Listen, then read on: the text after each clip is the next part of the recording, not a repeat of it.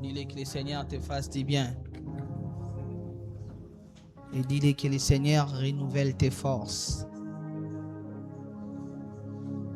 Pose à ton voisin la question, tu tiens toujours? Qu'il te réponde. Dis à ton voisin, ça va? Mais qu'il te réponde, non? Pourquoi il rit? Dis le voisin, moi j'ai posé la question, pourquoi toi tu ris? Hein? Dis à ton voisin, est-ce que ça va? Est-ce que tu as toujours jeûné ou bien tu comptes maintenant sur la miséricorde de Dieu? Alléluia. Est-ce que tu dis non, moi j'attends seulement les derniers jours. Je vais faire les alpha 1.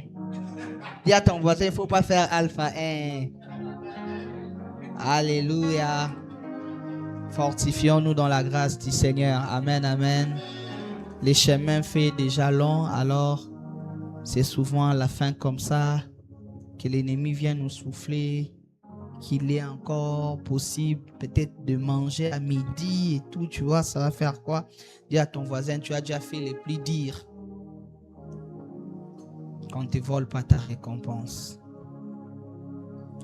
Alors on va continuer avec le message de la parole de Dieu sur notre thème principal. Et aujourd'hui, je vais toucher un axe important de la consécration. On va lire le livre de Job, le chapitre 31, le verset 1.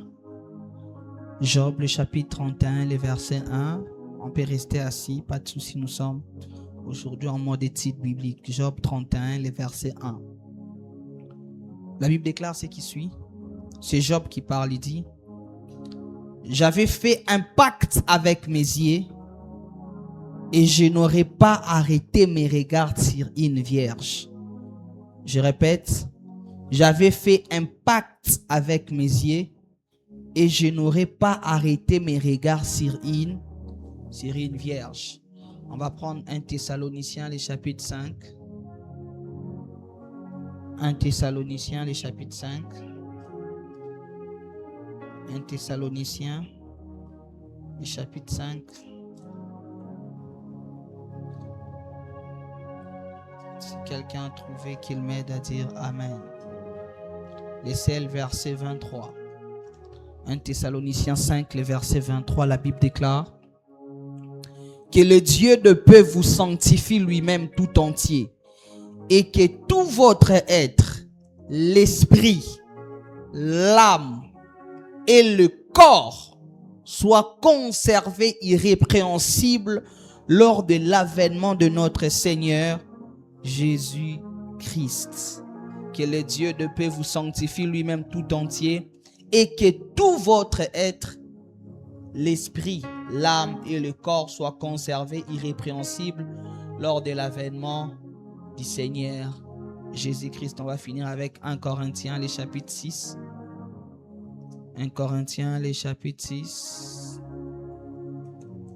1 Corinthiens, premier épître aux Corinthiens, les chapitres 6. Nous allons lire du 5e, du 15e au 20e verset. La Bible déclare: ne savez-vous pas que vos corps sont de membres de Christ? Prendrai-je donc le membre de Christ pour en faire les membres d'une prostituée? Loin de là. Ne savez-vous pas que celui qui s'attache à la prostituée est un seul corps avec elle? Car est-il dit, les deux deviendront une seule chair, mais celui qui s'attache au Seigneur est avec lui un seul esprit. Fuyez l'impudicité. Quelque autre péché qu'un homme commette, ce péché est hors du corps, mais celui qui se livre à l'impudicité pêche contre son propre corps. Ne savez-vous pas que vos corps est les temples du Saint-Esprit qui est en vous et que vous avez reçu de Dieu et que vous ne vous appartenez point à car vous avez été rachetés à un grand prix. Glorifiez donc Dieu dans votre corps et dans votre esprit qui appartiennent à Dieu. Est-ce qu'on peut acclamer pour la parole du Seigneur? On va exploiter un message aujourd'hui qui sera intitulé dans ces grands thèmes, mettez-moi à part dans ces grands thèmes au sujet de la consécration, Le sous-thème de ce soir sera la consécration des yeux. Est-ce que tu peux dire à ton voisin la consécration des yeux? Regarde ton autre voisin qui te regarde avec les yeux. Dis les voisins la consécration des yeux. Dis à ton autre voisin, voisin, la consécration des yeux. Alors, vous devez savoir que l'homme est trilogique. La composition de l'homme est tripartite.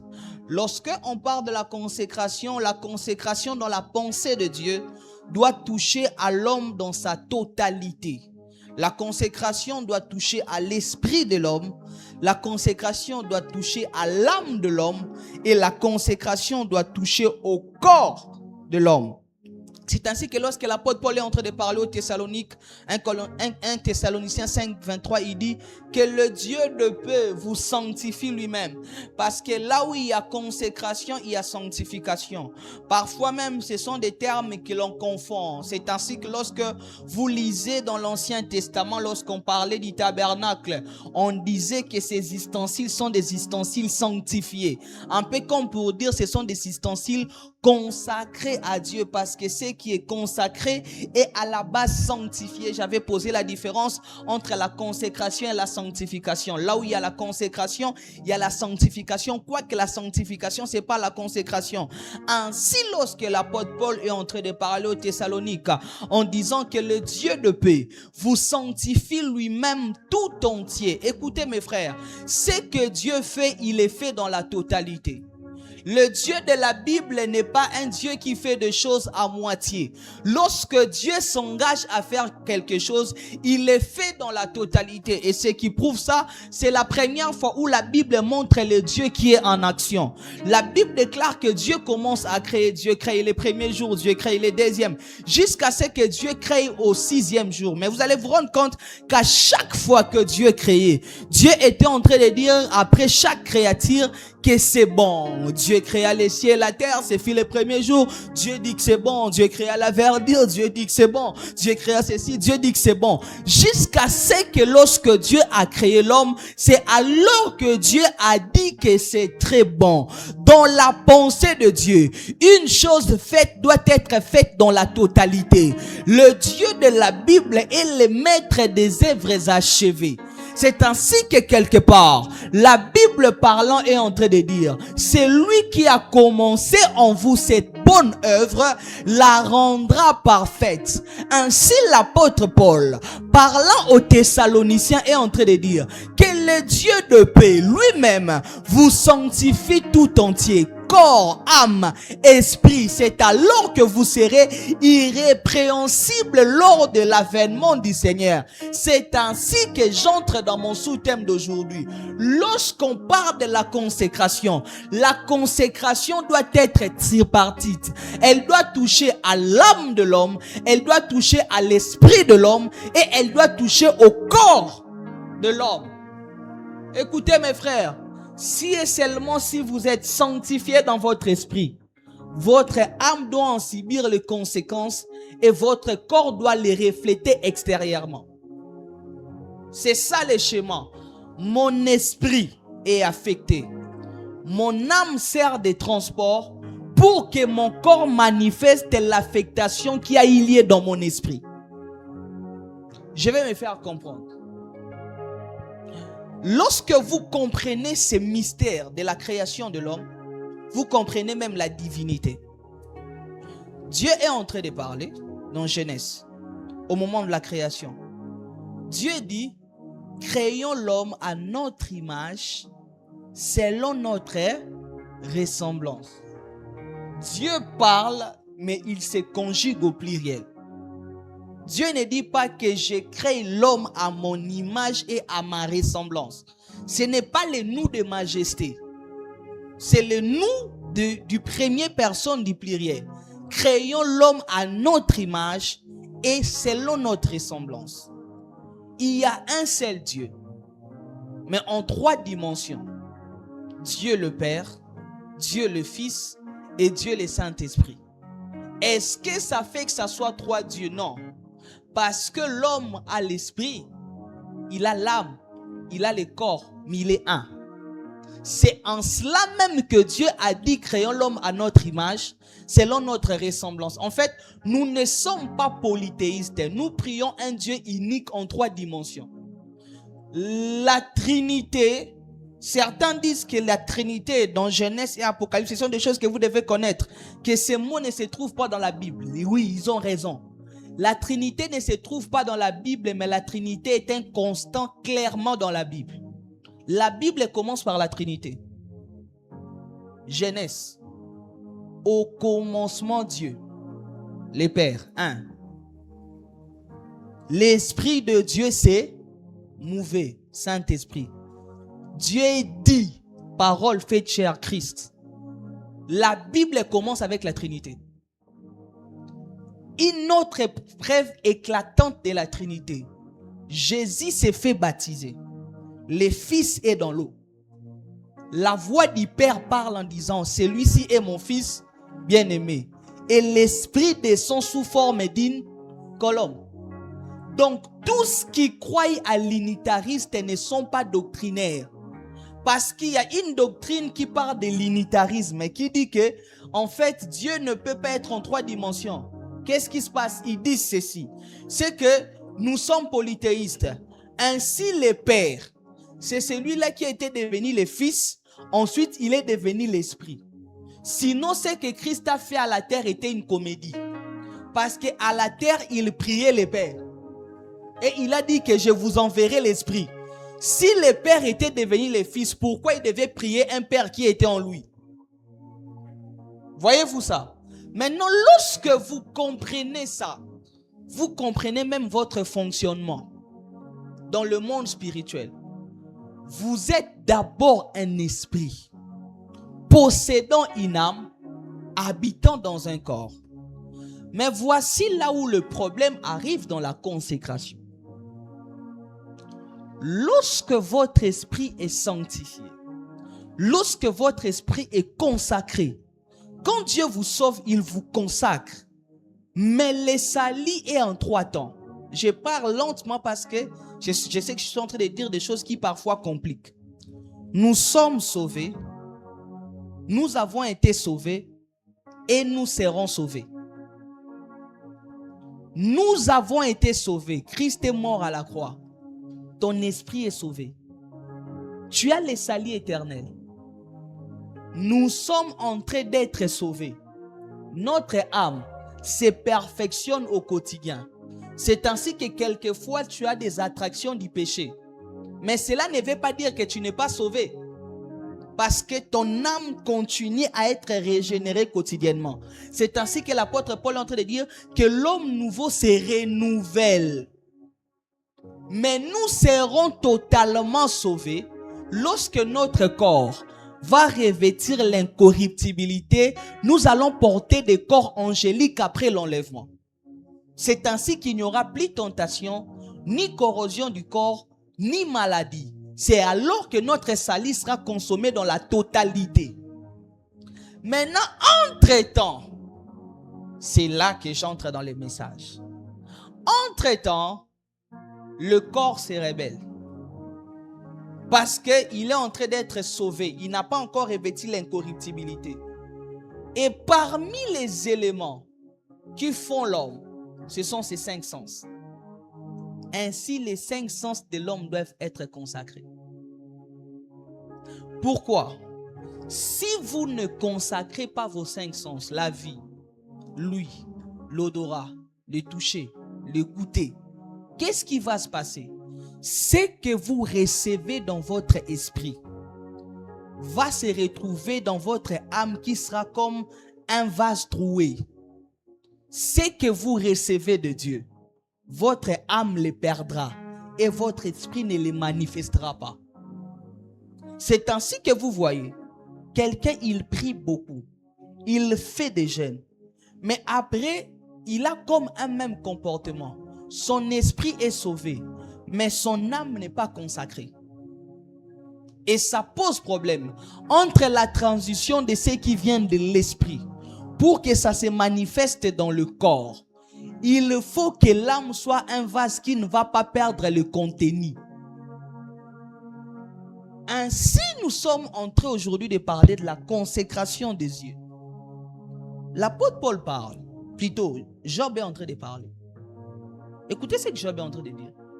J'avais fait un pacte avec mes yeux et je n'aurais pas arrêté mes regards sur une vierge.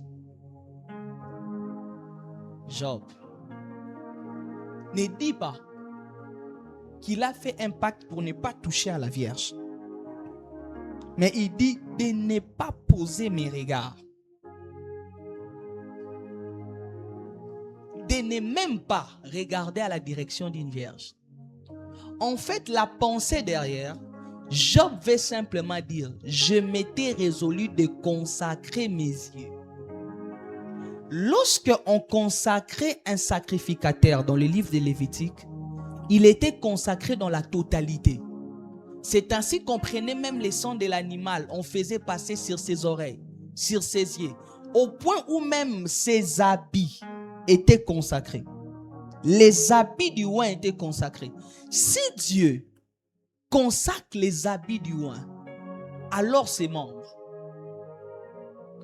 Aujourd'hui, qu'on ne vous trompe pas, l'un des sens par lesquels la consécration est beaucoup combattue, c'est les yeux, c'est la vue. Alors aujourd'hui, je vais un peu nous parler des éléments qui combattent la consécration des yeux. Mes frères, soit vous vous consacrez pleinement, soit vous ne vous consacrez pas. C'est comme ça que ça marche avec Dieu. Ainsi, Job ayant compris ces choses, il dit, j'ai fait un pacte de ne pas poser mes yeux sur la Vierge. Paul ayant compris ces choses, dit aux Thessaloniciens que Dieu vous sanctifie tout entier, corps, âme et esprit.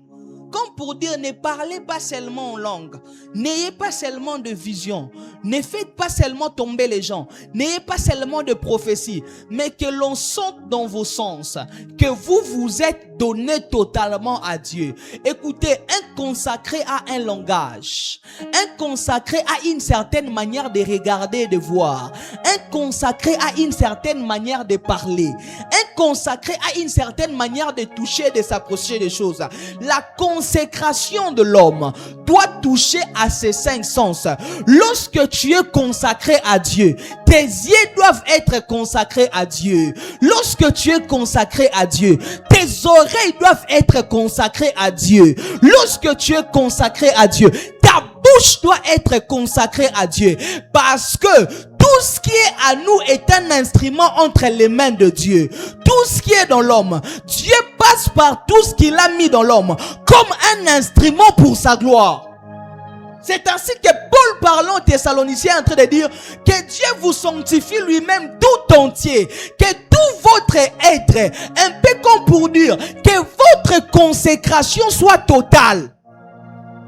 Écoutez mes frères, on en a parlé ici au départ. On a dit que lorsqu'on parlait de l'offrande, que l'homme doit se donner comme une consécration, on ne parle pas de l'offrande billet, on parle de l'offrande holocauste. Et l'holocauste, la particularité, c'est que l'animal devait être consumé dans la totalité. Il fallait que le feu de l'esprit descende, que l'animal ne reste que les cendres. Écoutez mes frères, c'est lui qui reçoit Jésus. Ses yeux aussi reçoivent Jésus. C'est lui qui reçoit Jésus. Ses oreilles aussi reçoit Jésus. Écoutez, la consécration de ton esprit doit avoir des impacts sur ton âme et ton corps. Tu ne peux pas être consacré et avoir les mêmes penchants à regarder les choses que tu regardes. Tu ne peux pas être consacré et que tes oreilles écoutent les mêmes choses, ta bouche parle de la même manière. La consécration qui s'est faite dans l'esprit a des répercussions dans la vraie vie. L'apôtre Paul est en train de dire que Dieu vous consacre tout entier. Dis à ton voisin que Dieu te sanctifie tout entier. Il dit tout votre être. Et écoutez ce qu'il est en train de dire.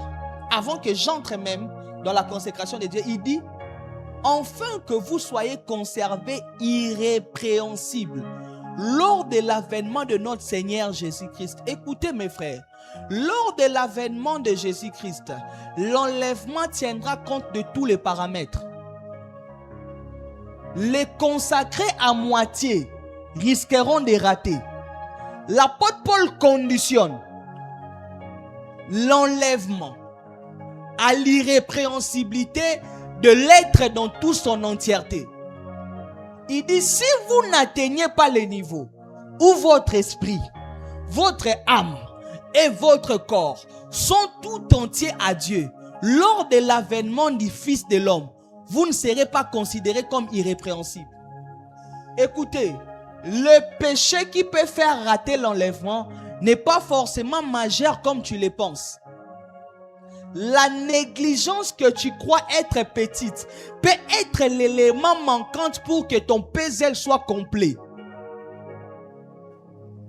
Paul est en train de dire, c'est alors, si vous atteignez ce stade, où lorsque Dieu te regarde, ton esprit est clean, ton âme est clean, ton corps est clean, c'est alors que tu es irrépréhensible. Vous voyez les niveaux où Paul place les choses? Parce que le livre de Thessalonique, l'église de Thessalonique avait une particularité, c'était l'église la plus eschatologique.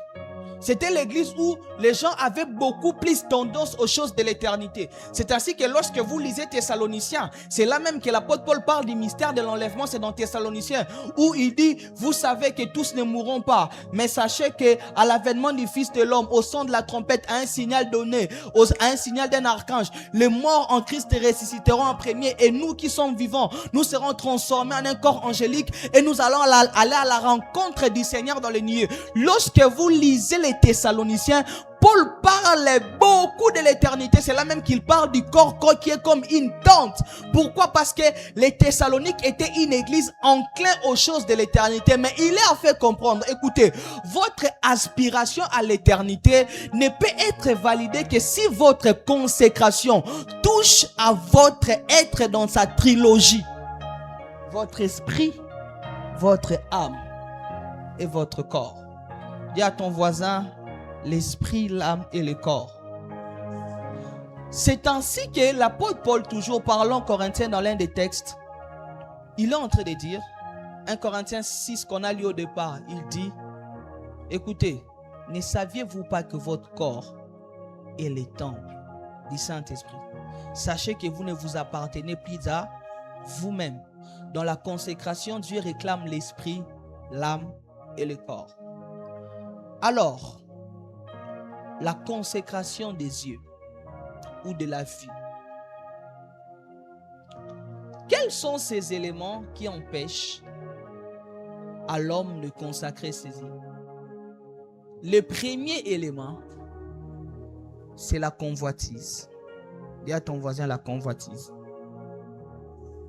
Dis à ton autre voisin, les yeux qui vivent dans la convoitise ne sont pas des yeux consacrés. Genèse 3, 1 à 6. Les serpents étaient les plus rusés de tous les animaux des champs que l'Éternel Dieu avait fait. Il dit à la femme, Dieu a-t-il réellement dit, vous ne mangerez pas de tous les arbres du jardin?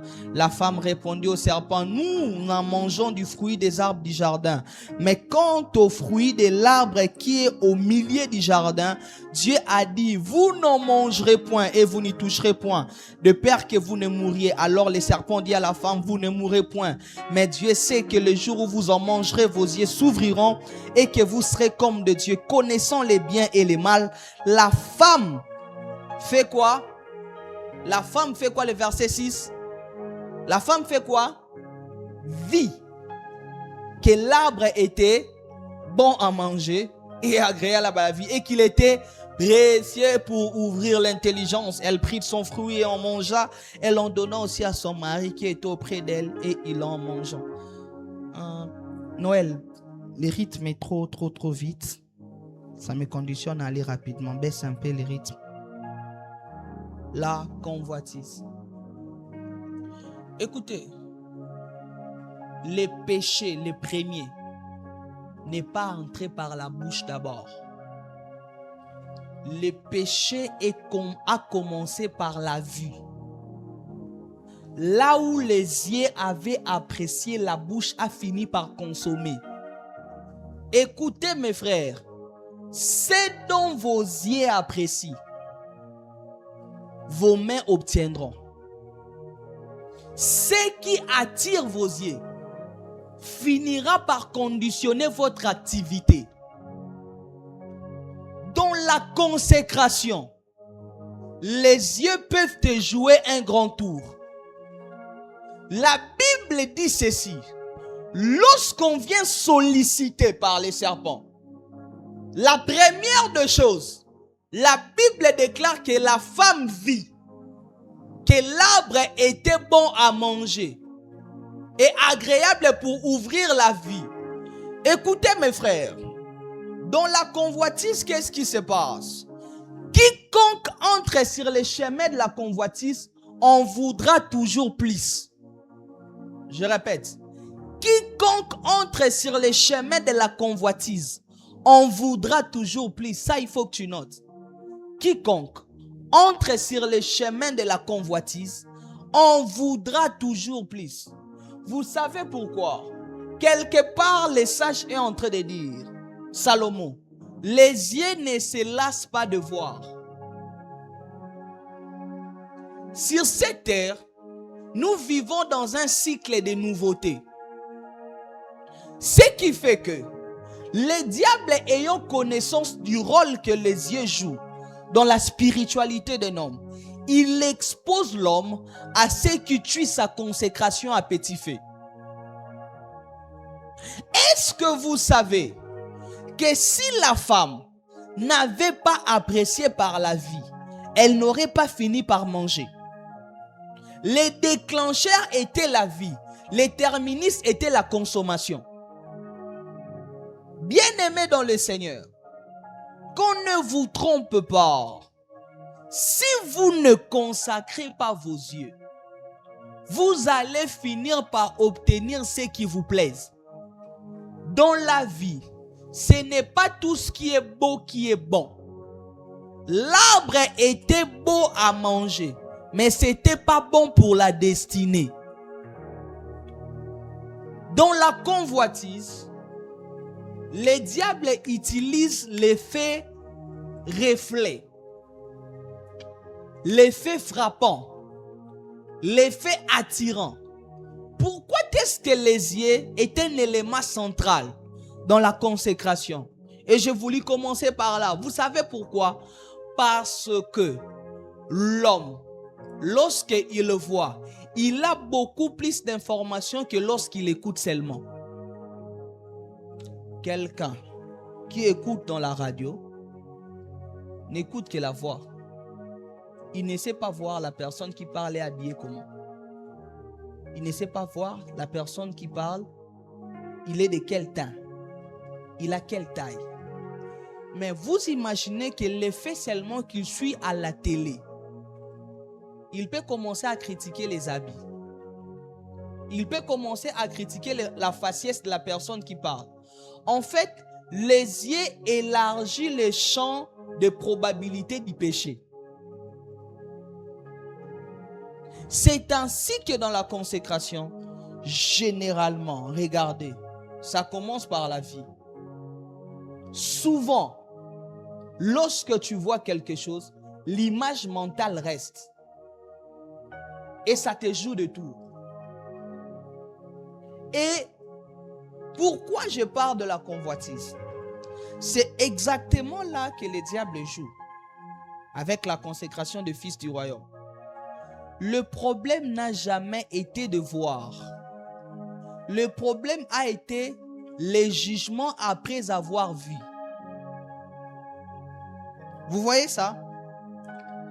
Je vois une belle voiture. Gloire à Dieu. Dieu a donné l'intelligence aux hommes. Mais après avoir vu une belle voiture, qu'est-ce que je me dis après? C'est là qui change tout. Parce que après avoir vu une belle voiture, je peux me limiter à rendre grâce à Dieu qui a donné l'intelligence aux hommes.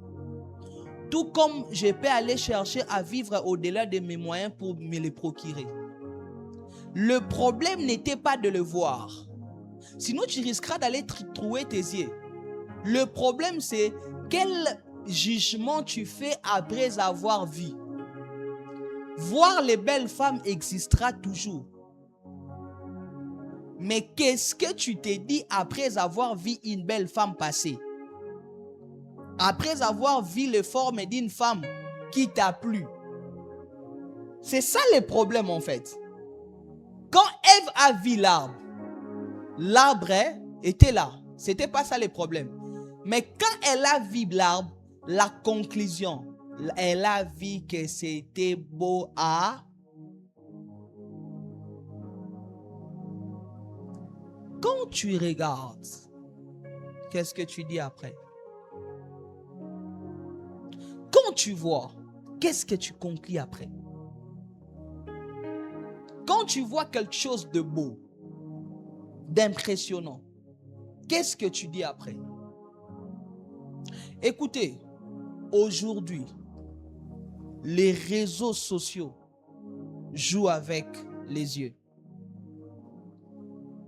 Ne blaguez pas avec la consécration des yeux, bien-aimés. Vous savez, même spirituellement, la Bible déclare que un homme sans vision est un homme sans frein.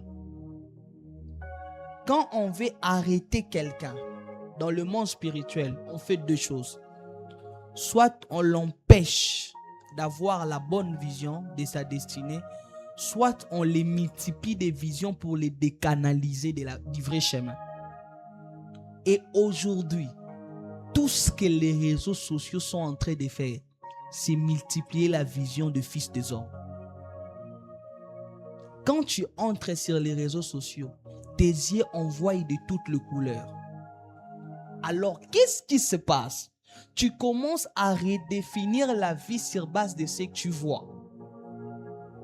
Est-ce que tes yeux sont consacrés? À cause de la convoitise des yeux, les péchés sont entrés. Et la suite aujourd'hui, moi et toi, nous connaissons. La consécration des yeux est primordiale pour celui qui veut monter en esprit. J'y vais calmement parce que ça a ouvert la porte à beaucoup de choses. Des yeux souillés, c'est un esprit souillé. Des yeux souillés, c'est une vie souillée. Des yeux non consacrés, c'est une porte ouverte à des dangers énormes. Vous croyez que toutes nos sœurs ici, qui aujourd'hui se prostituent, toutes nos sœurs aujourd'hui, qui font ce qu'ils font, tous nos frères parfois, qui aujourd'hui sont allés contracter parfois des dettes au-delà de leur mesure, c'était à cause de quoi? À cause de ce qu'ils ont convoité. Écoutez, bien-aimés dans le Seigneur, le Dieu de grâce est un Dieu qui sait nous donner ce qu'il faut selon la destinée qu'il a tracée pour nous. Dieu, lorsqu'il nous donne quelque chose, il se rassure que nous avons le poids de porter la chose en question. Qu'est-ce que Dieu fait? En fait, Dieu ne te donne pas en fonction de ce que tu demandes. Je vais choquer peut-être un religieux. Dieu te donne en fonction de ce que tu peux porter. Aussi longtemps que l'héritier est encore un enfant, il ne diffère en rien de l'esclave, quoi qu'il soit le maître de tout. Le problème, ce n'est pas ce qu'il demande au Père. Le problème, c'est ce dont il est en mesure de porter si le Père lui donne. Ainsi, dans la convoitise, l'homme oublie que Dieu lui prive de certaines choses parce qu'il n'est pas en mesure de les porter. Écoutez mes frères, lorsqu'on commence à grandir avec Dieu, on privilégie la croissance que des prières inutiles. Celui qui grandit obtiendra certaines choses sans prier. Parce que la maturité donne accès à l'héritage céleste. Raison pour laquelle beaucoup qui n'ont pas compris ça, à cause de la convoitise des yeux, sont passés à côté du chemin de la consécration. Et ici, comme nous avions dit, Job dit, j'avais fait un pacte avec mes yeux, que je n'arrêterai pas mes regards sur une vierge. Comme pour dire, je ne convoiterai pas ce qui n'est pas à moi. Dans la pensée biblique, lorsqu'on parlait des vierges, on parlait en d'autres termes d'une femme qui n'appartient pas encore à quelqu'un. D'une femme qui n'est pas encore épousée. La virginité démontrait que la femme n'est pas encore épousée. Or, quand elle n'est pas encore épousée, dans les langages des hommes, on suppose qu'il appartient à personne. Parce que personne ne l'a épousée. Elle est encore vierge. Mais écoutez ce que Job, un homme spirituel, est en train de dire. Je ne poserai pas mes regards sur une vierge. Un peu comme pour dire, même ce dont on me montre que je peux avoir accès, je ne me permettrai pas d'avoir accès à cela parce que j'ai déjà une femme que je prie. Écoutez mes frères, lorsque Dieu vous donne déjà certaines choses, ne cherchez pas à multiplier les choses de la même nature. Quelqu'un ne m'a pas compris. Écoutez, parfois ta seule véhicule là, ta seule voiture là te suffit. À l'époque où Job est en train de parler, la polygamie n'est pas réprimée. Quelqu'un me suit? Dans l'Ancien Testament, les patriarches étaient polygames. Abraham polygame, David polygame, Jacob polygame. L'un des rares patriarches qui n'était pas polygame, c'est Isaac. Dieu ne voulait pas, mais c'était la volonté permissive de Dieu. Job avait donc le droit à cette époque-là de poser les yeux sur une vierge et d'en faire une femme. En fait, qu'est-ce que Job veut nous dire? J'ai appris à me contenter. C'est ça la pensée. J'ai le droit. Je peux ajouter une autre femme. La dispensation dans laquelle je suis me donne le droit d'ajouter une autre vierge. Mais moi, j'ai fait un V. Parce que j'ai déjà une femme. Je ne poserai pas mes yeux sur une vierge. Écoutez, mes frères, parfois ton seul téléphone te suffit. Écoutez, dans la convoitise, parfois on veut ajouter des choses non importantes. Quelqu'un ne me comprend pas. Mon frère, si tu as 3 pantalons, ça te permet d'aller à l'école. Ça te permet de venir à l'église. Mon frère, pour l'instant, ça te suffit. Ce n'est pas parce que ton ami, son mari l'a acheté un véhicule qui accompagne les enfants à l'école, un véhicule pour lui au boulot, que tu dois mettre la corde au cou à ton mari, maman, pour qu'il t'achète un véhicule pour les enfants. Quand tu pars au boulot, si tu pars déposer les enfants avec ton véhicule, ça change quoi? Écoutez, la convoitise amène les hommes dans des compétitions. Les convoiteurs ne se contentent jamais de ce qu'ils ont. Et comme je l'ai dit, celui qui entre dans les chemins de la convoitise, on voudra toujours plus. Parce qu'il y aura toujours la nouvelle marque du véhicule qui sortira. Il y aura toujours le nouveau pantalon qui sortira. Il y aura toujours le nouveau téléphone qui sortira. Écoutez mes frères, ne vous épuisez pas dans la vie. Il y a de ces moments où vous devez apprendre à compter sur Dieu et à vous contenter de ce qu'il vous a donné. Parce que Adam et Ève n'ont pas compris ça. Ils sont tombés dans le péché des yeux. La convoitise. Dis à ton voisin que Dieu t'épargne d'être un convoiteur. La convoitise empêche à l'homme de se consacrer. La convoitise a détruit des destinées, mes frères. La convoitise tue de vie. C'est ainsi que prie Dieu. Dis à Dieu, Seigneur, que mes yeux regardent mais qu'ils ne convoitent pas. Que mes yeux apprécient mais qu'ils ne convoitent pas. Dieu n'est pas contre l'appréciation. Dieu est contre la convoitise. Vous ne savez pas les années que ça a pris à certaines personnes pour avoir ce qu'ils ont eu. Les grandes choses se construisent dans les temps. Les gens qui ont eu des grandes richesses sans le construire dans les temps ont hérité. Soit quelqu'un a hérité, mais les héritages qui se sont construits dans les temps, ce sont des gens qui ont peiné. La convoitise fait oublier à l'homme que la réussite est un processus du temps. Écoutez la réflexion de Adam et Ève. Ils sont comme en train de se dire, on traîne à devenir des dieux. Mangeons, devenons rapidement Dieu. Or, ils ont mangé, ils se sont rapidement approchés de la mort. Quand nous mangerons, nous deviendrons comme des... Un peu comme pour dire, en fait, là où nous devons arriver, nous sommes en retard. Écoutez mes frères, ce que vous appelez retard, parfois n'est qu'une illusion. Actuellement, à Kinshasa, il est 21h10. À Lomé, il est 20h10. Qui est en retard, qui est en avance? Chacun dans son temps. Le jour où vous comprenez ça, vous gagnez les péchés de la convoitise. Chacun dans son temps. Que Dieu te donne de ne pas être un convoiteur.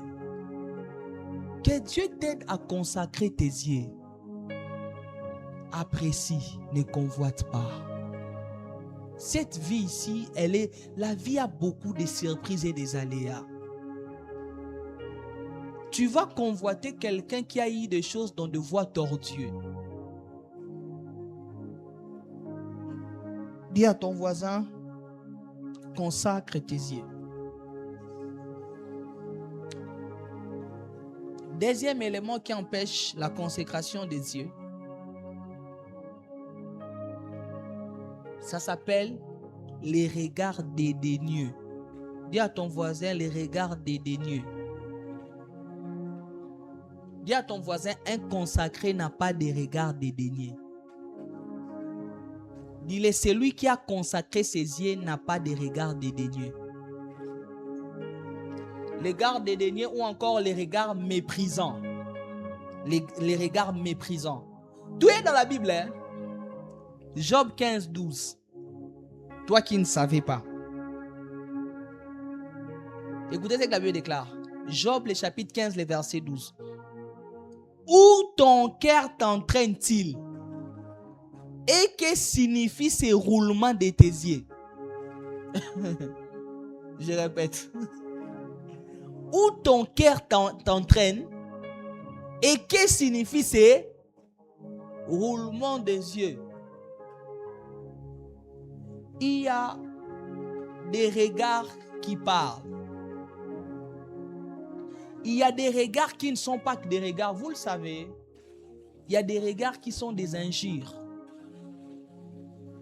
Il y a des regards qui sont des rabaissements.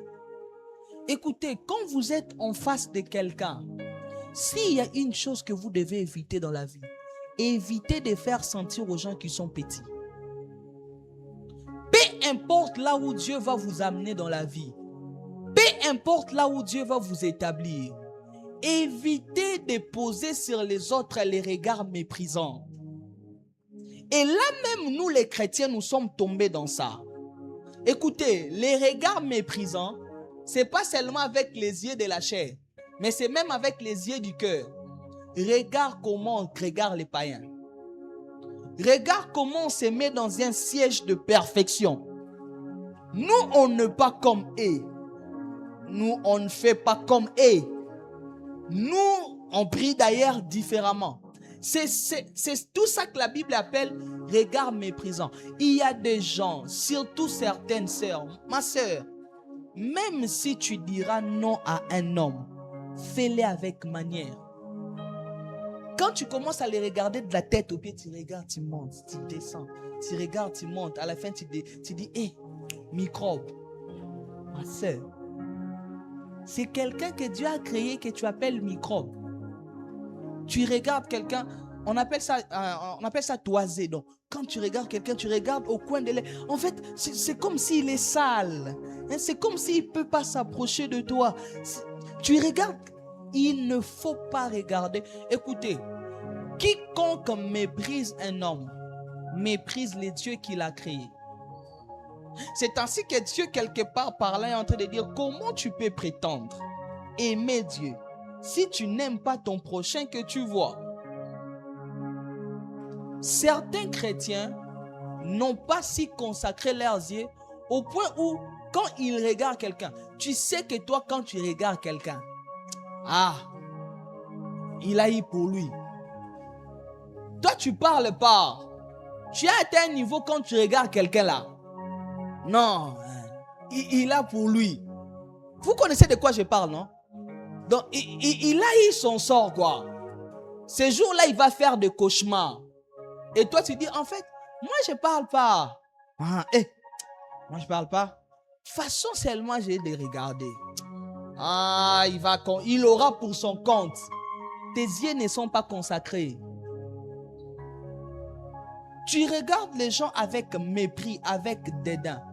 Écoutez, la vie de l'homme sur la terre est une surprise. D'ailleurs, je vais vous dire la vérité. On ne respecte pas les hommes à cause de ce qu'ils ont. On respecte les hommes à cause de ce qu'ils sont.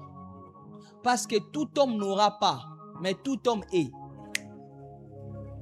Tout homme est à l'image de Dieu, quoiqu'il n'est pas forcément riche. Tout homme est à l'image de Dieu, quoiqu'il n'est pas forcément grand, connu. Alors, si votre respect à l'égard des autres ne dépend que de leur position sociale, vous êtes un faux.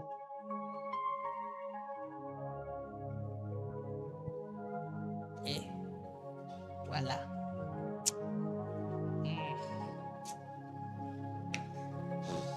Je ne vais même pas gaspiller ma parole pour lui. Enfant de Dieu, avec le même yeux que tu fais des visions, une même source ne peut pas produire de l'eau chaude et de l'eau froide. C'est ainsi que certains n'ont pas consacré leurs yeux. J'ai vu une fois dans une vidéo quelqu'un qui saluait les gens comme ça. Il leur donnait un roi, je ne vais pas citer son nom, un roi ici en Afrique. Lui, il ne donne pas la main. Il donne les extrémités du doigt. Donc, un niveau de mépris. Vous n'êtes pas propre, vous êtes des malpropres, quoi. Et il y a des gens, quand ils regardent quelqu'un, ils vous font sentir que vous êtes des malpropres. Dis à ton voisin, un consacré ne regarde pas de manière dédaignée.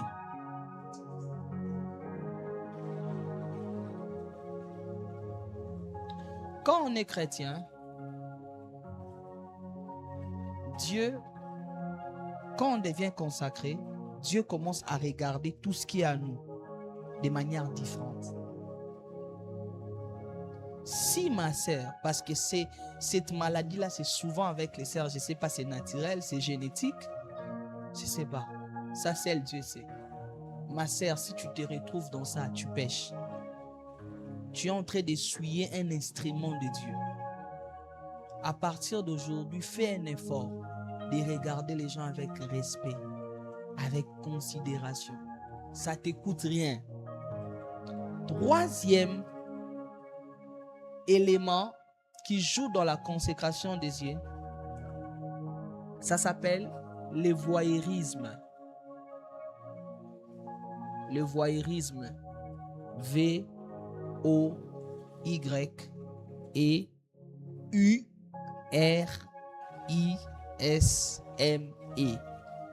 V-O-Y-E-U-R-I-S-M-E.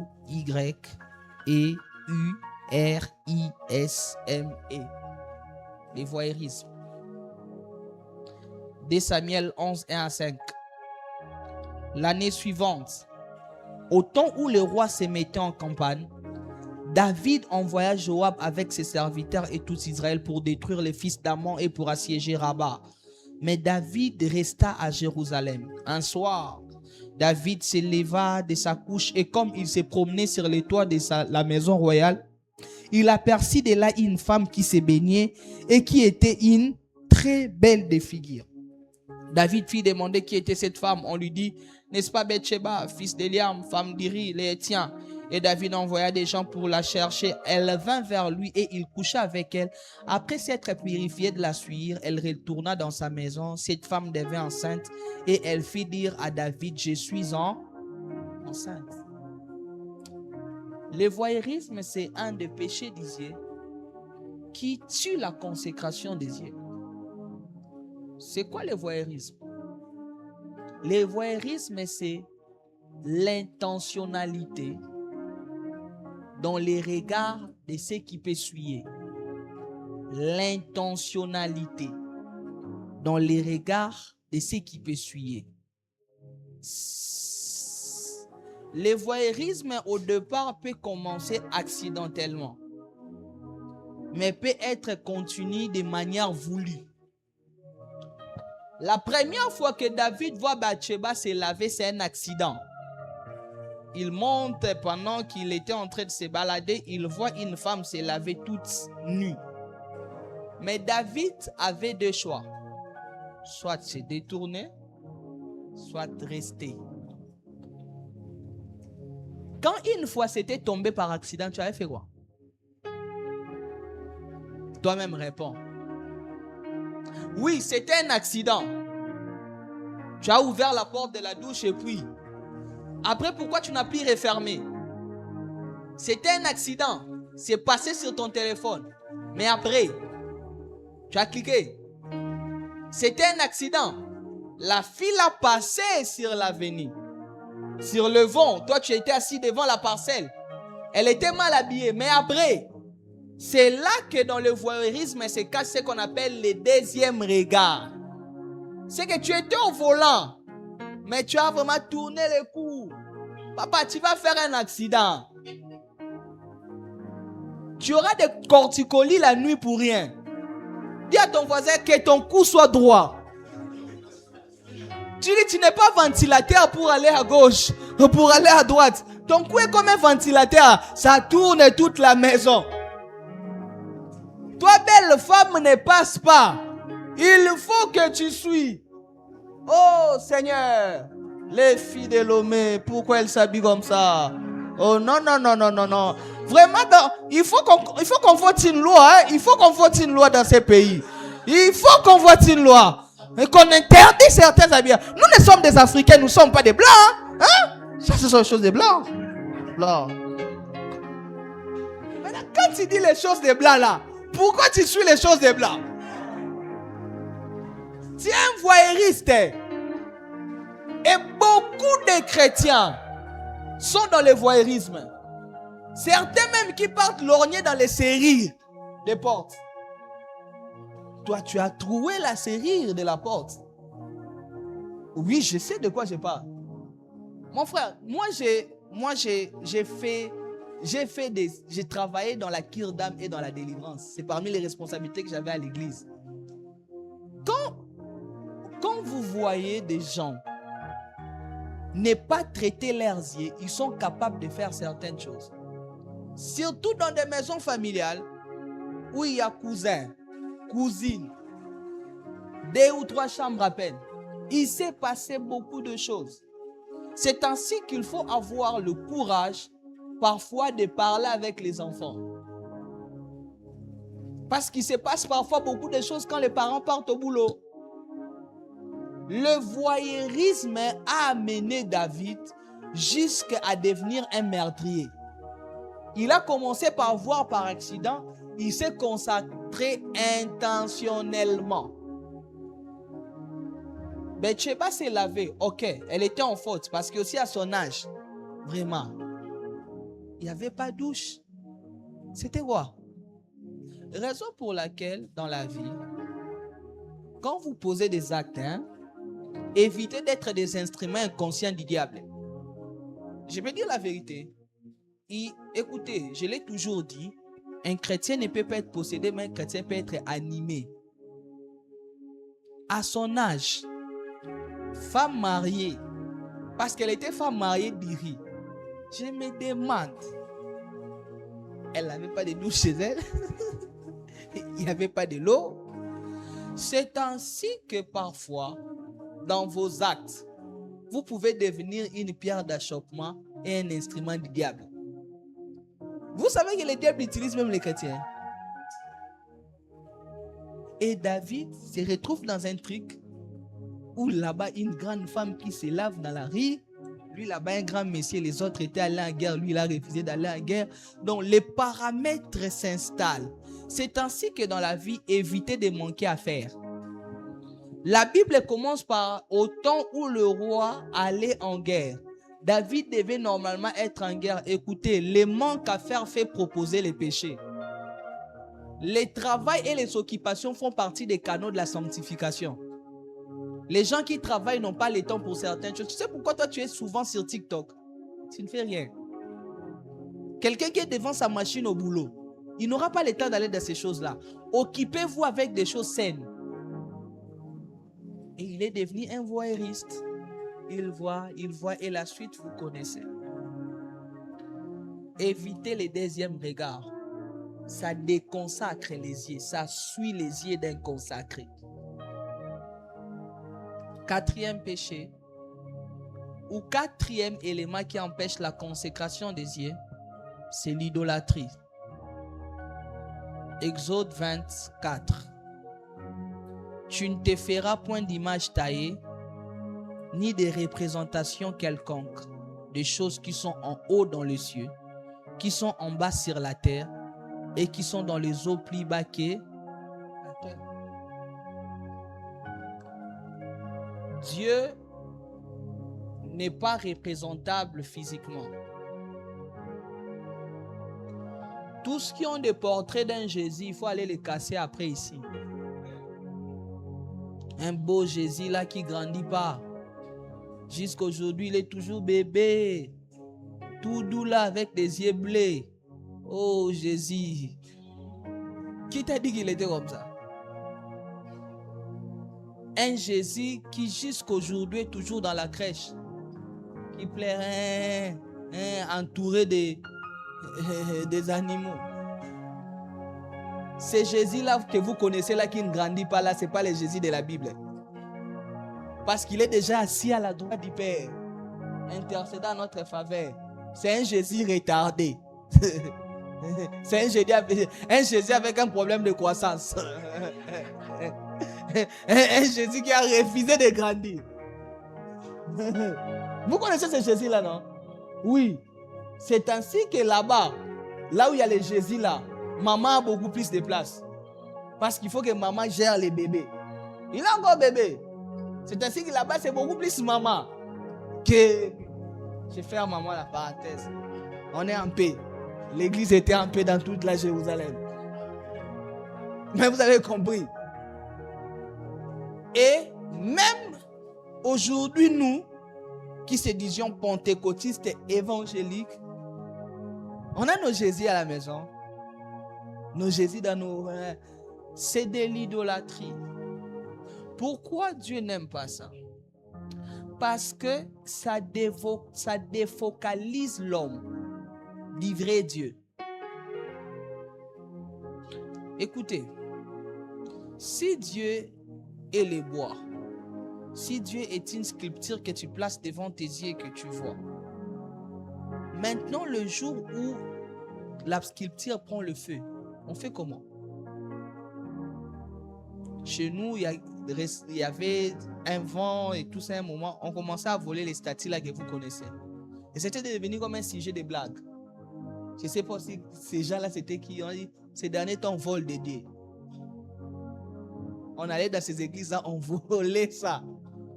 En fait, derrière l'idolâtrie, vous savez les pièges, c'est quoi?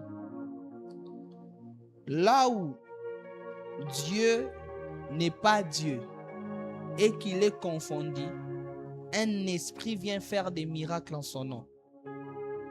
L'idolâtrie ouvre la porte aux esprits pour maintenir les gens dans l'ignorance. Ainsi, il te dira, j'étais vraiment allé devant la statue et j'ai vraiment fait cette prière-là. Et quand je suis rentré, j'étais vraiment exaucé. En fait, qu'est-ce qui se passe? Il y a un esprit qui vient pour les maintenir dans l'erreur.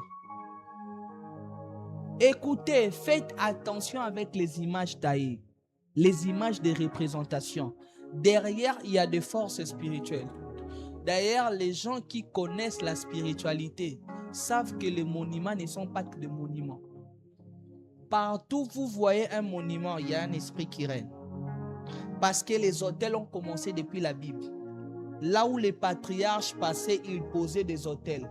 Partout où Abraham a posé des autels, Jacob a rencontré Dieu. Là où un autel, une statue est posée, l'esprit de la circonstance y règne. Parce que généralement, les statuts renvoient à un événement passé. Et les événements sur la terre sont occasionnés pas seulement par les hommes, par les esprits. Écoutez, frères bien-aimés, c'est ainsi que même aujourd'hui, nous devons veiller aux jouets auxquels nous exposons les enfants. Quand nous sommes dans l'idolâtrie, nous voyons que c'est juste une statue, ça fait quoi? Mais derrière ces statues-là, il y a un esprit qui nourrit. La Bible déclare, Paul arrive à Éphèse. Vous savez pourquoi on a tant voulu tuer Paul à Éphèse? Parce qu'Éphèse était l'industrie où les statues de Diane étaient les plus vendues. La Bible déclare que Paul arrive à Éphèse. Il prêche tellement l'évangile que les gens commencent à casser les statues et à ne plus vouloir acheter. Écoutez, les orfèvres de la ville se réunissent. Il dit, si cet homme continue, il va faire couler toute notre entreprise. Nous devons le tuer. Écoutez mes frères, derrière des statues, il y a des divinités.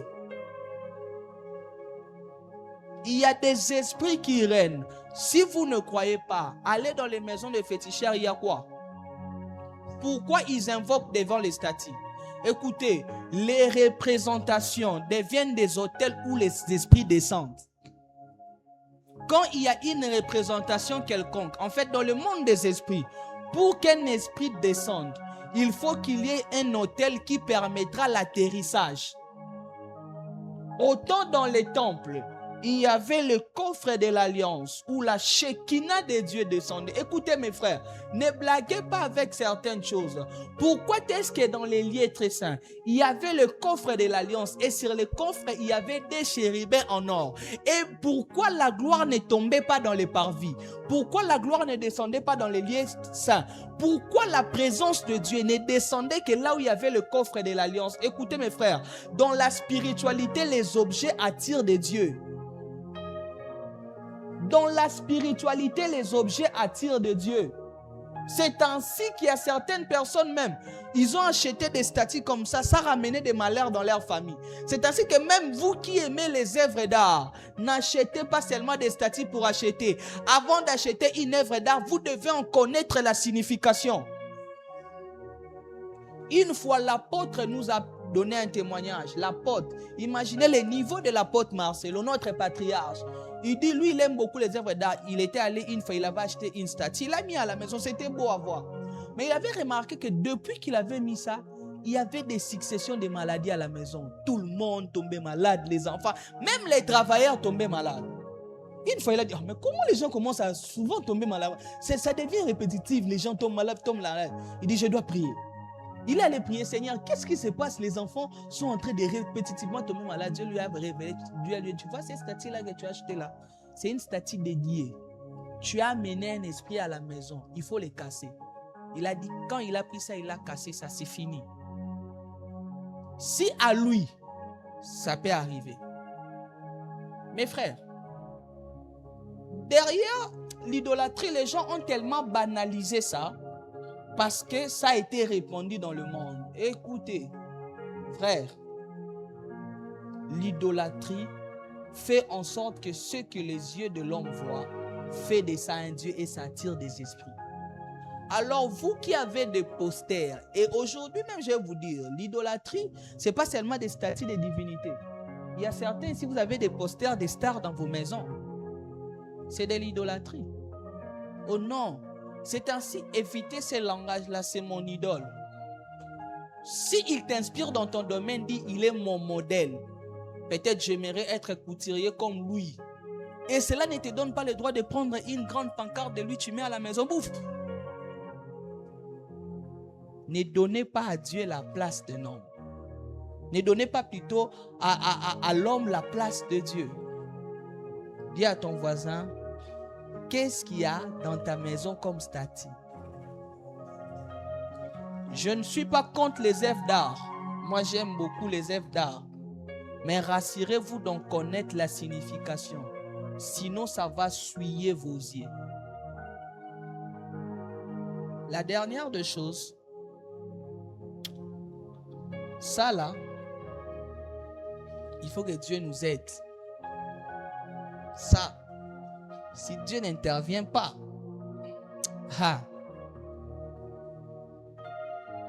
80% des délivrances que j'ai eu à faire, parce que j'ai travaillé pendant 5 ans dans les services de délivrance et de la Kirdam avant de venir ici. Ça là, je l'ai dit, ce n'est que moi, je le crois, que cette affaire ici, ce n'est pas homme qui a inventé ça. Ça, c'est Satan lui-même qui, dans son laboratoire, avait fait ça. Il a donné. Ça, c'est une invention de lui-même, pas des hommes. La pornographie. Beaucoup de gens ne savent pas, je vais vous expliquer aujourd'hui. Lisons d'abord Lévitique 18:6. Écoutez ce que la Bible déclare. Nul de vous, Lévitique 18:6, nul de vous ne s'approchera de sa parente pour découvrir ça. Je suis l'Éternel. Nul de vous ne s'approchera de sa parente pour découvrir sa nudité. Je suis l'Éternel. Dieu dit ceci. Vous ne pouvez pas vous approcher de la nudité de votre parente, donc de votre frère, de votre sœur, de votre parenté. Quand on parle de parente, on parle d'une famille élargie et tout ça.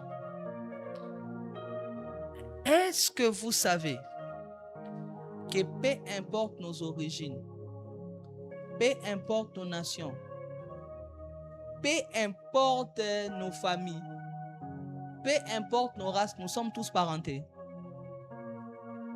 Tu crois pas? Je te prouve dans la Bible, pas moi.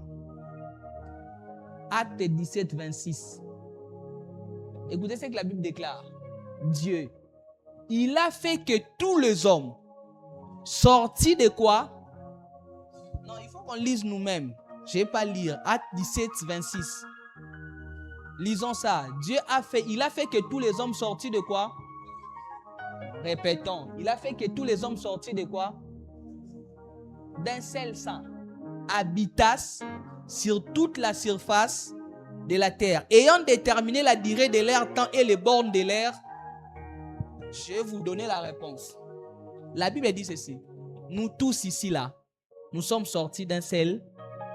C'est ainsi que les sangs du blanc, du noir, du peul, du jaune et rouge, de l'Africain et de l'Européen.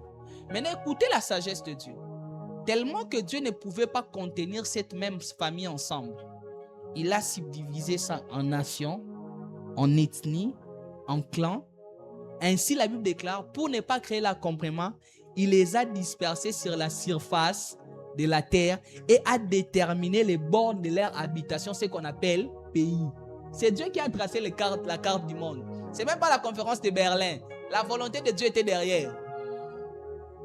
Dieu les a répandus, mais à la base, ils sont sortis du même sang. Donc, ils sont tous parentés.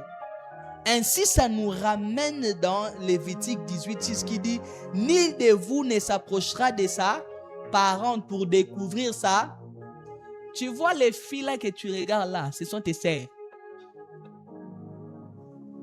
Toi là, qui si je prends ton téléphone, je vais voir ça là. Tu regardes la nudité de tes sœurs. Mais tes sœurs qui sont en Amérique, parce que c'est là le siège mondial. Tes sœurs qui sont en Chine. Parce que dans la pensée biblique, la Bible dit clair que, parce que certains donnent la raison, oh quoi, et tout ça, et puis, ils sont nos parentés. La Bible déclare, nous sommes tous sortis du même sang. Maintenant, regardez les mystères derrière. Mes frères, vous vous êtes jamais posé la question? Quelque chose que tout le monde nie regarder est l'industrie la plus suivie au monde. Personne n'accepte ça, au moins que ça soit dans une confession. Mais personne ne dit qu'il regarde ça. Mais c'est la chose la plus regardée au monde. Saviez-vous que c'est l'industrie la plus riche du monde? Allez faire des recherches. C'est une industrie qu'on finance en termes de milliards de dollars. Ces gens-là qui font ces choses-là sont des milliardaires en dollars. Maintenant, entre vous et moi, vous croyez que le diable investit dans les pertes?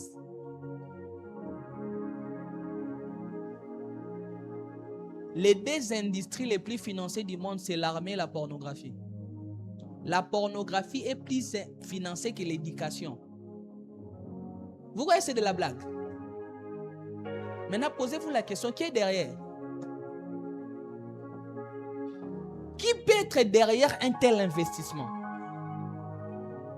Écoutez, sur cette terre des hommes, quand vous voyez des gros investissements, il y a une divinité derrière. Vous savez pourquoi même quand l'église est combattue comme elle est combattue, l'église n'est jamais écroulée? Parce que Dieu est derrière. C'est ainsi que les séjours de mort ne peuvent pas prévaloir contre l'église. Quand vous voyez une entité qui traverse les temps, une entité qui vit au fil des années, il y a un esprit derrière. Les entités, la longévité d'une entité dépend de l'esprit qui l'accompagne. Maintenant, regardez les mystères. L'apôtre Paul dit ceci.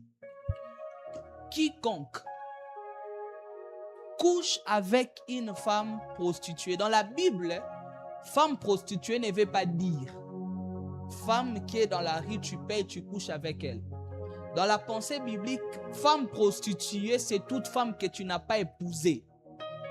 C'est ça que la Bible appelle femme étrangère ou femme prostituée. Maintenant, Paul dit dans 1 Corinthiens, celui qui couche avec la femme étrangère devient un seul corps avec lui. Regardez là où je vous amène. Quand quelqu'un suit la pornographie, spirituellement, qu'est-ce qui se passe? Il s'accouple avec ces gens-là qui regardent. Parce que lorsque Christ vient, Christ dit ceci. Vous avez dit que celui qui prend la femme de son frère a fait quoi? A péché. Mais moi, j'ai dit que celui qui convoite a déjà dans son esprit péché avec cette femme. Maintenant, toi, tu ne convoites pas. Toi, tu mets mes gars. Tu montes sur les lits. Tu mets clim. Tu fermes les portes. Tu mets la clé en dessous du lit. C'est un moment consacré, un moment. Ça, on ne peut pas te déranger. Tu es là. Tu glorifies la création. Oh, Dieu est bon. Seigneur, alléluia. Maintenant, toi là, Christ a dit même celui-ci a seulement convoité. Maintenant, toi, tu as fait quoi? Toi, tu as recouché. Maintenant, spirituellement, qu'est-ce qui se passe? La Bible dit celui qui couche avec une femme étrangère devient quoi? Un seul corps. Les gens ne savent pas ce qu'ils font. Hein? Maintenant, quand tu fais ça, ces femmes-là, dans leur vie, ont tourné des films avec autant d'hommes, autant de femmes, vice-versa. Dans le monde spirituel, je vais expliquer quelque chose, suivez-moi très bien. Il y a ce qu'on appelle les récolteurs de grâce. Il y en a qui sont conscients et inconscientes, mais qui sont des récolteurs de grâce. Quelque part, Proverbe parle toujours de cette affaire des femmes étrangères en disant ceci. Celui qui couche avec une femme étrangère, son pain sera mangé dans la maison d'un homme méchant. Bizarre. Il a couché avec une femme. Mais pourquoi son pain n'est pas mangé dans la maison de la femme, mais son pain est mangé dans la maison d'un homme méchant? Qu'est-ce qui se passe? En couchant avec cette femme, il avait déposé sa grâce. Et quand la femme est allée vers un homme méchant, l'homme a pris les pains qui étaient déposés. C'est ainsi qu'aujourd'hui même, vous n'êtes jamais posé des questions. Pourquoi les hommes qui sont dans la spiritualité, dans le spiritisme, partent chercher des jeunes filles? Il est déjà marié, mais il va courir derrière des filles qui ont 20 ans, 22 ans. Il les empêche même pas d'avoir leurs copains. Il les laisse. Vous savez pourquoi? Quand leurs copains couchent avec eux et que ce vieux papa-là de 60 ans viendra coucher avec la fille-là, il prend tout ce qui était resté là-bas. Parce que spirituellement, la sexualité est un moyen de communication. On appelle ça des vases communicants. C'est ainsi qu'aujourd'hui, beaucoup de jeunes ont laissé leur grâce, ont laissé leur vie, ont laissé leur destinée. Beaucoup de morts précoces que vous voyez, c'est ça. Ces papas-là, ils font ça intentionnellement. Il va aller chercher une fille de 20 ans pour prendre de l'or des autres. Maintenant, toi qui regardes la pornographie, tu deviens une seule chair avec une femme qui a couché avec combien des hommes méchants? Regarde là où ta vie s'est retrouvée. Toi, ta vie est en Indonésie. Tu vois, toi là, ta vie est en Singapour. Il faut une délivrance, mon frère. Je suis sérieux. Parce que quand tu regardes la pornographie, tu couches avec ces femmes-là. Dans ton esprit, c'est fini, tu as couché avec elle. Maintenant, elle a déjà couché avec combien des hommes? Tu vois là où tu as amené ta vie, hein? Tu vois là où tu as amené ta destinée. Donc, tu es une seule chair avec quelqu'un qui a été une seule chair avec 500 personnes. Tu as ramené 500 esprits dans ta vie. Écoutez, frère, c'est ainsi qu'on a mis des milliards là-bas. Aujourd'hui, je vous ai donné les secrets. C'est à cause de ça qu'on a mis beaucoup d'argent dans cette affaire-là. C'est l'une des armes à destruction massive des grandes destinées. Et aujourd'hui, qu'est-ce qu'on a fait? On a sorti une autre forme de pornographie qui n'est pas vraiment ça. Ils ne vont pas totalement se déshabiller, mais ils s'approchent. Ainsi, toi, tu te consoles, mais tu es déjà dedans. Frère, si tu es dans ça, que Dieu te fasse grâce. Et je sais de quoi je parle. Si tu es dans ça, il faut me chercher en secret, on va parler. Il faut prier sérieusement pour toi. Sérieusement alors.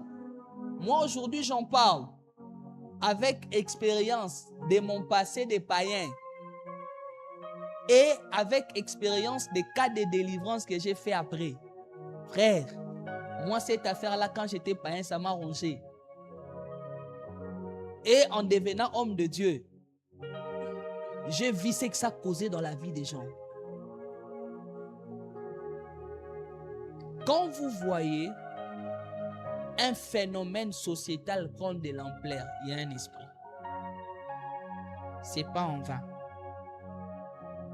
Toi qui es dedans, je te condamne pas, mais je t'avertis des dangers. Tu te suis et tu es en train d'amener des vies dans ta vie. Les gens qui sont dans la pornographie ont des esprits humains. Et demandez tout ce qu'ils ont eu à travailler dans la délivrance. C'est quoi un esprit humain? C'est pas de la blague. Alors, si pour vous c'était qu'un amusement, aujourd'hui regardez le côté spirituel.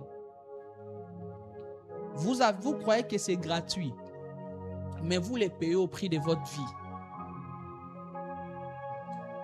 Le diable n'est pas ton tonton pour mettre des milliards dans une industrie qui ne va pas récupérer.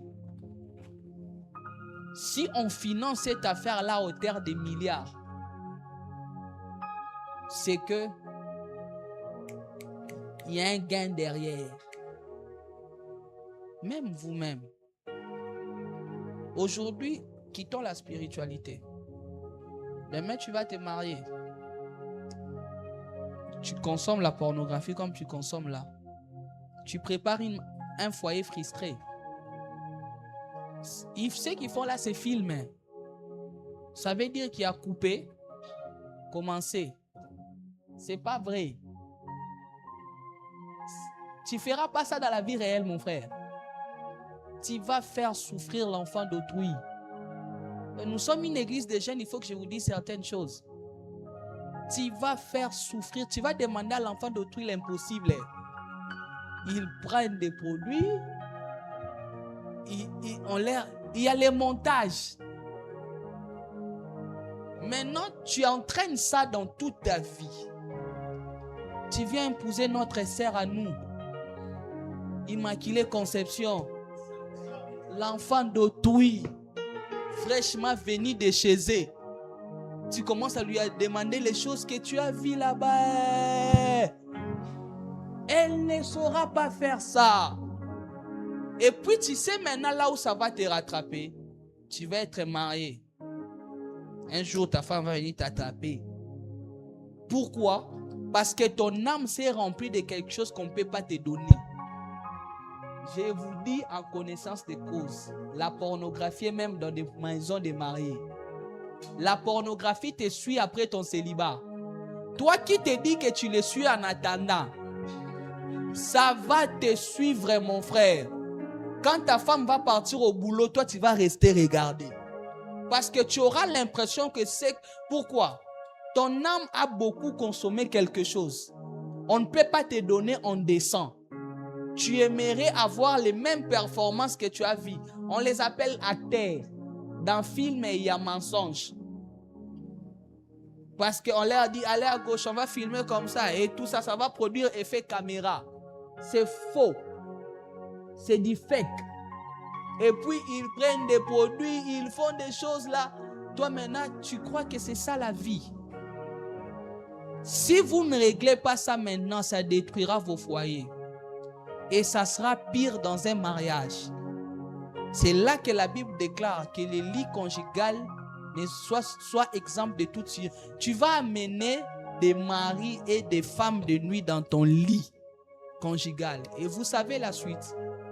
Ces couples-là se détruira. Alors aujourd'hui, si tu t'es donné du sale plaisir, arrête. Que Dieu dans ses gènes te donne la force d'arrêter. Les 80% des jeunes que j'ai eu à suivre dans la délivrance, les 100%, 70% étaient dans cette affaire ici. Alors, je ne vais pas te demander de venir devant. Nous, on n'humilie pas les gens. Mais quand tu trouveras le temps, vois-moi, mon frère, on va parler. Je vais t'aider. On va prier ensemble. Parce que moi que tu vois, cette affaire-là, quand j'étais païen, ça m'a fait des choses. Mais le Seigneur m'en a délivré et il peut te délivrer. Je l'ai dit et j'insiste parce que dans cette génération, c'est influé. Je prie Dieu pour les familles qui sont ici, que Dieu épargne nos enfants. Que Dieu vraiment ait pitié de nos enfants. Que Dieu ait pitié. À l'époque, c'était à rechercher. Aujourd'hui, on ne cherche pas ça. Que Dieu, on est aussi contraint de donner des téléphones aux enfants. Seigneur, on va faire comment? Que Jésus revienne seulement. C'est mieux. Que Jésus revienne seulement. Que Dieu épargne nos enfants. Aujourd'hui, les enfants s'abîment dans des maisons. Ils n'ont pas besoin de sortir. Ils ont tout dans les téléphones. Raison pour laquelle aujourd'hui, on va prier pour nos familles. On va prier pour nos enfants. On va prier que Dieu les épargne de ces fléaux.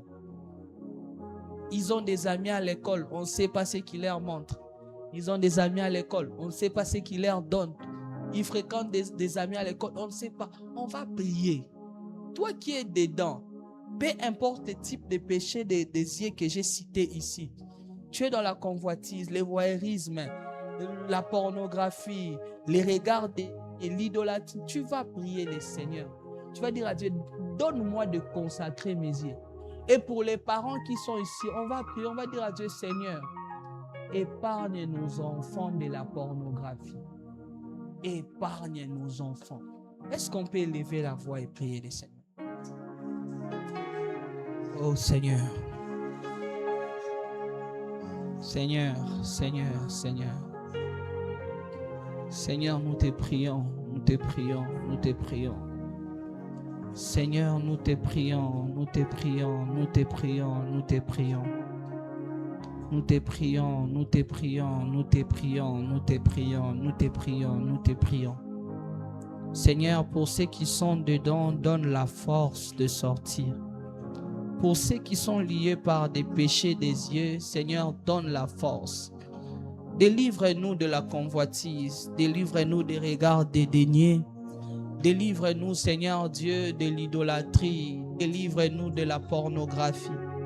Seigneur, nous te prions, nous te prions, nous te prions. Seigneur, nous te prions, Seigneur, nous te prions. Est-ce que tu peux élever ta voix et prier? Parce que les yeux ont un but. Dieu consacre les yeux parce que par les yeux, Dieu donne de vision. Par les yeux, Dieu donne des songes. Ne suis pas un instrument par lequel Dieu passe pour parler. C'est ainsi que beaucoup même ont perdu les dons de vision. C'est ainsi même beaucoup n'arrivent même plus à faire des songes prophétiques. Parce qu'ils ont bouché les canaux. Parce qu'ils ont bouché. Est-ce que tu peux élever ta voix et prier? Seigneur, épargne-nous de cette gangrène de cette génération. Seigneur, épargne-nous. Donne-nous de consacrer nos yeux. Comme Job pouvait dire, je me suis empêché de poser mes yeux sur une vierge. Sur une vierge. Est-ce que tu peux élever ta voix et prier? Prie le Seigneur, prie le Seigneur, prie le Seigneur, prie le Seigneur, prie le Seigneur. Est-ce que tu peux élever ta voix et prier? Prie le Seigneur, prie le Seigneur.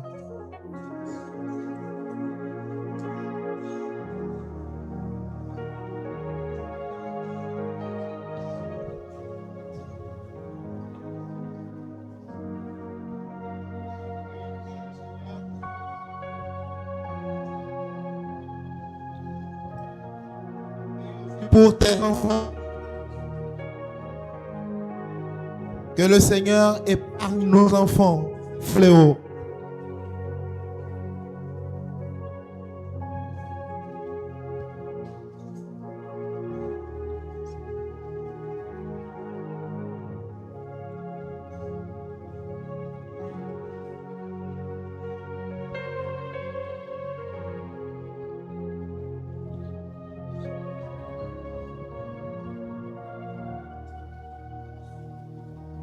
Seigneur,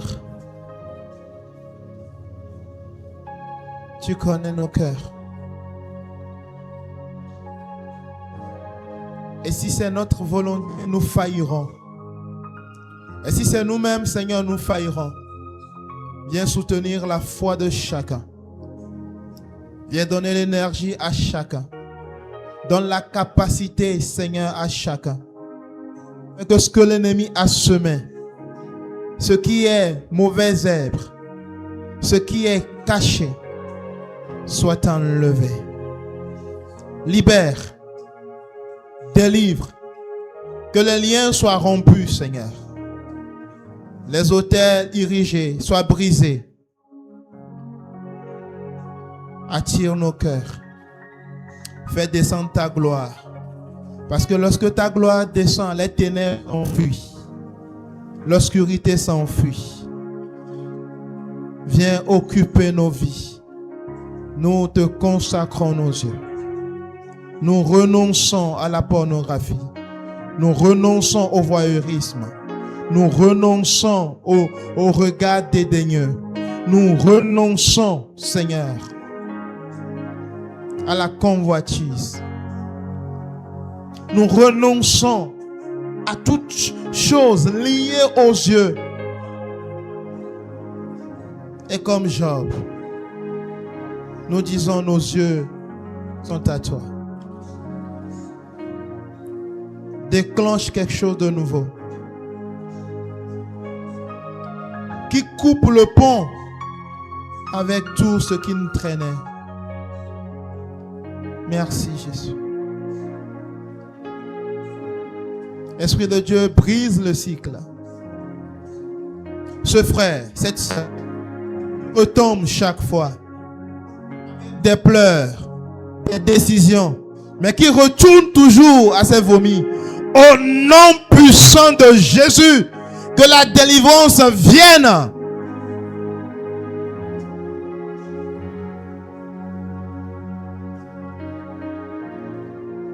Merci Seigneur. De Jésus. Au nom de Jésus. Amen. Amen. Vous allez préparer rapidement les offrandes. Nous allons offrir pour le Seigneur dans la même atmosphère.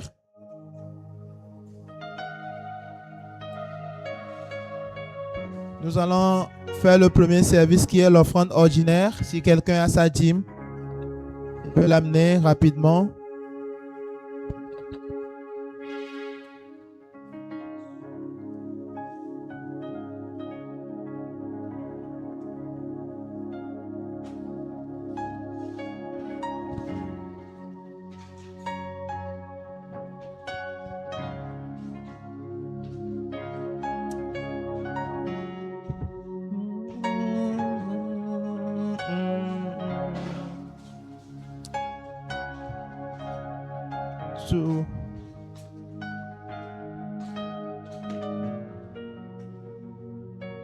Tout à l'heure, nous allons faire l'autre offrande. Galates 6. Galates 6. Si mon papa le permet, j'aimerais mieux expliquer cela parce que semblerait-il que certains sont gênés par cela. Galates 6, c'est en obéissance à la parole de Dieu pour bénir la porte-parole de Dieu. Donc ce n'est pas quelque chose fabriqué d'ailleurs. Ce sont des offrandes pour soutenir le porteur du message, pour bénir le message, disons que nous avons reçu un message venant de Dieu. Alors nous allons passer à Galates 6. Nous allons bénir le message du Seigneur et dire merci pour la vie du porteur du message.